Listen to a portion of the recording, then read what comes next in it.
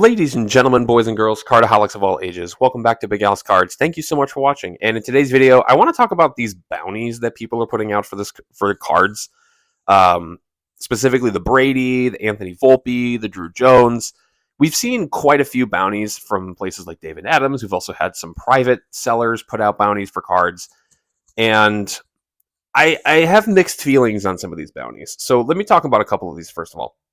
First, obviously, I think the most notable one right now is the Tom Brady bounty for this specific card, the 2023 Bowman Draft 12 of 50 Brady auto with the inscription, if baseball doesn't work out, there's always football.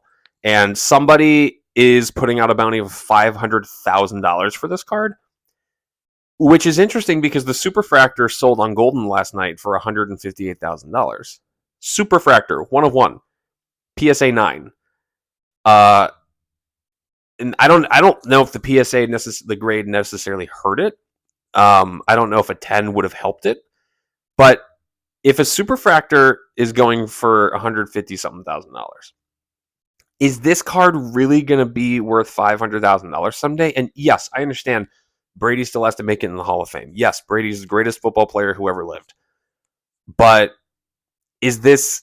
I don't know. I feel like the gimmick of the bounty with this specific card set up expectations that if this card's worth $500,000, then what's the Superfractor going to be worth? And I know the Superfractor doesn't have an inscription on it, but it's the 1 of 1. It's the 1 of 1 auto. It's a true, like, they're not going to do this again with Tom Brady. So it's really a one of a kind piece.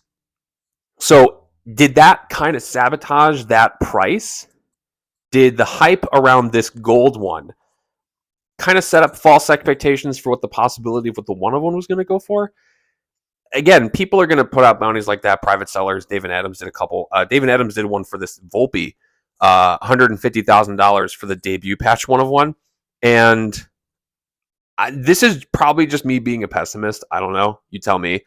But I would be hard pressed to think that this card would, if you decided not to take this bounty, would go for more than $50,000. I'm not even joking you.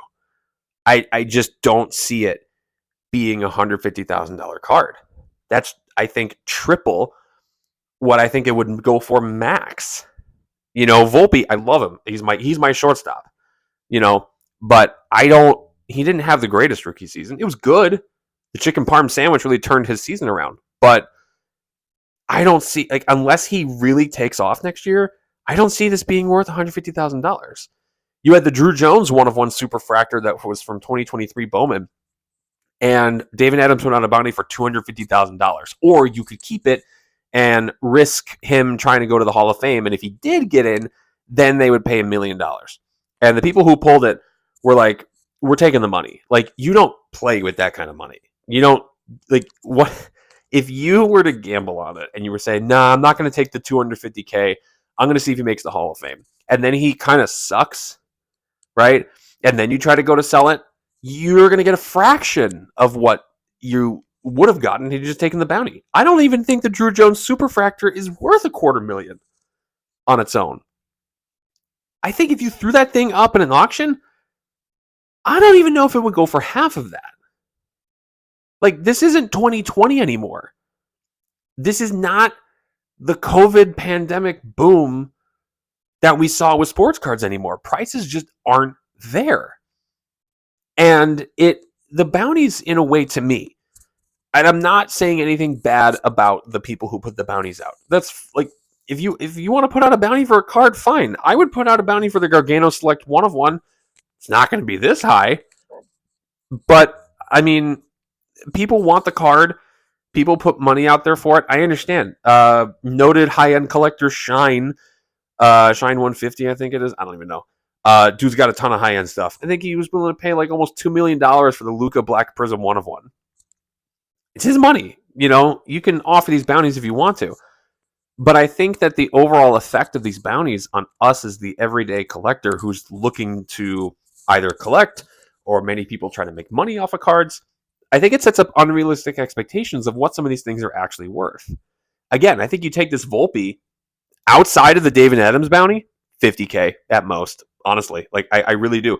This one is, I think, the only possible exception. But even then, I don't know if you put this card out on private market if it's going to go for $500,000. I genuinely don't know. The one of one sold for less than half of what the bounty for this card is. Again, I understand the inscription makes the difference, but I just feel that the bounties are just a bit gimmicky.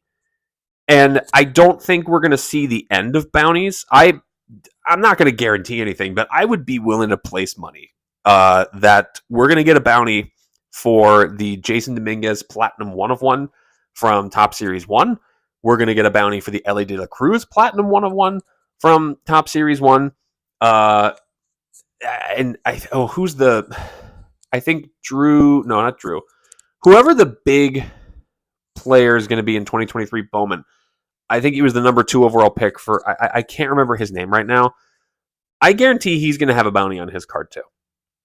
Like, I really think that we're not in... Like, the bounties have been really successful in driving product, but I don't necessarily think that they're really worth it, if that makes sense. It's fun to chase. You know, I bought a couple of Chrome Platinum Blasters in hopes that maybe I would find the redemption for this card, but I'm not going to find it. Like, it's just not going to happen. So, I don't know. I'm not against bounties in any way, shape, or form, but I do think that they're a little bit gimmicky. And I don't know if that necessarily hurts or helps the hobby very much. I think it helps in the sense that more people are interested in making the money, but does it really help in the long term, or does it just drive more people who are into money and not into collecting into the sports card hobby? But those are just my thoughts on this. Let me know what you guys think in the comments below. Do you guys like the bounties? Do you want to see more of them? Do you think that they're just a bit too gimmicky? I would love to hear what you guys think. Thank you so much for watching. Please leave a like, subscribe, stay tuned for more videos, and until next time, bye-bye.